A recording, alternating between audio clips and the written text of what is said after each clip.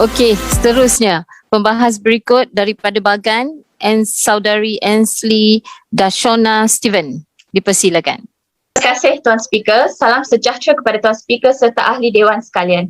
Terima kasih kepada Tuan Speaker kerana memberi ruang kepada saya untuk meneruskan sesi perbahasan ini. Ahli Dewan sekalian, gangguan seksual adalah salah laku yang sangat serius dan walau dalam apa-apa bentuk sekalipun, perkara ini tidak boleh ditoleransi oleh sesiapa. Dalam apa jua caranya, merendahkan martabat dan rasa hormat orang yang diganggu, apatah lagi mempengaruhi kesejahteraan mental dan emosinya.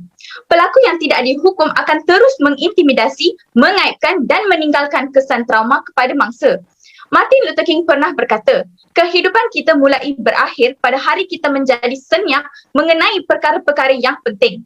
Walaupun diakui bahawa gangguan seksual adalah salah dan tidak dapat dimaafkan, pada kenyataannya, bukan setiap mangsa memiliki peluang untuk meluahkan rasa dan mendapatkan keadilan. Di negara kita, menjadi persoalannya adalah kekurangan undang-undang dalam memerangi kes jenayah gangguan seksual. Bolehkah undang-undang semasa melindungi mangsa gangguan seksual bukan sahaja dengan menghukum pelaku tetapi juga dengan menawarkan pampasan kepada mangsa? Lebih jauh lagi, walaupun undang-undang tersebut ada, adakah undang-undang tersebut dapat diakses oleh orang ramai dan diperkenalkan kepada orang awam? Contohnya, perhatikan dengan izinnya Penal Code yang telah dijelaskan oleh perwakilan P025 Bacok tadi. Tuan Speaker, undang-undang utama yang mengatur gangguan seksual adalah Seksyen 354, Seksyen 355 dan Seksyen 509. Mangsa gangguan seksual masih boleh membawa tindakan di bawah peruntukan ini dan mahkamah menggunakan kanun keseksaan ini untuk kes gangguan seksual umum.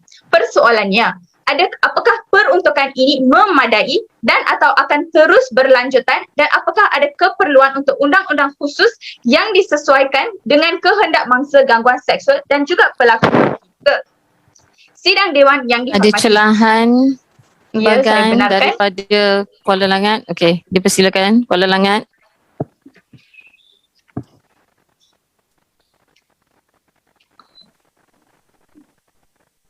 Soalan saya ada soalan berkenaan tentang rang undang-undang gangguan seksual ini. Saya nak bertanya kepada pihak perwakilan, adakah rang undang-undang gangguan seksual ini terpakai kepada lelaki yang turut menjadi mangsa gangguan seksual? Itu sahaja. Terima kasih. Terima kasih untuk soalan itu. Saya akan menjawabkan soalan tersebut sebentar lagi dalam perbahasan saya.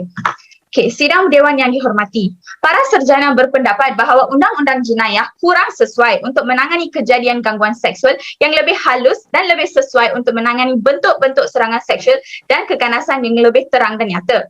Peruntukan di bawah kanun keseksaan tidak melindungi mangsa gangguan seksual di tempat kerja sebagaimana mereka lakukan, seperti dengan izinnya Employment Act 1955.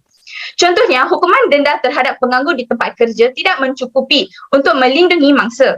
Sekiranya pelaku dibiarkan untuk kekal sebagai pekerja syarikat, pengadu harus menghabiskan hari-hari mereka dalam keadaan yang tidak selesa dan takut akan tindakan seterusnya oleh si pelaku. Lebih teruk lagi, mangsa akan menjadi orang yang akan ditindas dan seterusnya mengambil keputusan meninggalkan syarikat untuk mengelakkan stigmatisasi rakan sekerja dan keselamatan dirinya sendiri. Tuan Speaker, selain itu, undang-undang ini juga tidak merangkumi semua mangsa seperti golongan lelaki yang juga tidak terkecuali menjadi mangsa gangguan seksual, terutamanya lelaki yang lemah lembut ataupun berkepribadian introvert.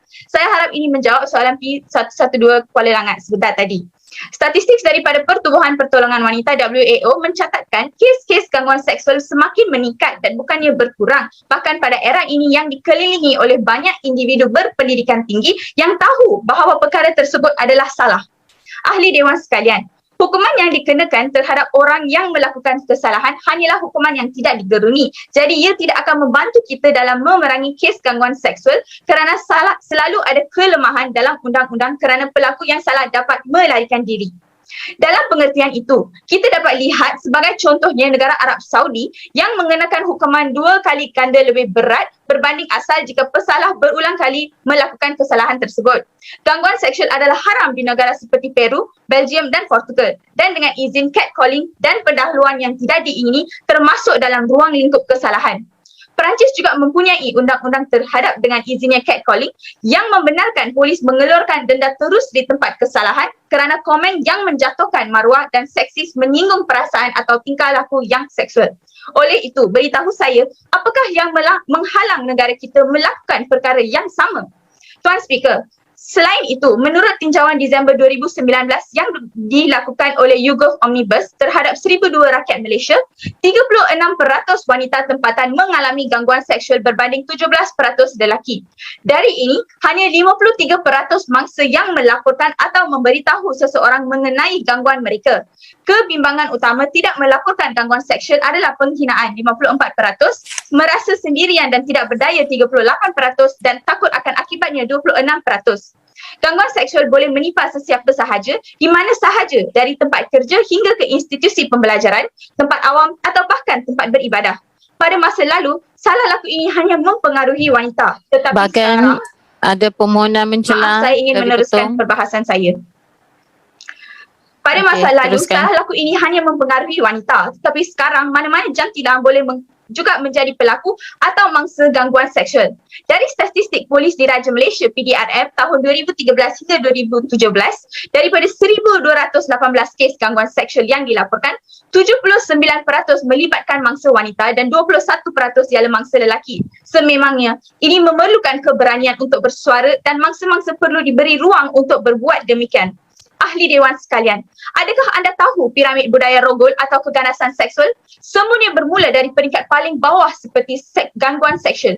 Negara kita memang mempunyai ramai pesalah jenayah gangguan seksual di sekitar kita yang tidak dihukum kerana undang-undang tidak jelas dan bermanfaat bagi mangsa. Lelaki atau wanita dalam masyarakat tidak akan takut dengan hukuman penjara atau denda saman, terutamanya kepada mereka yang memiliki kemewahan. Malaysia tidak mempunyai undang-undang khusus yang melindungi semua orang.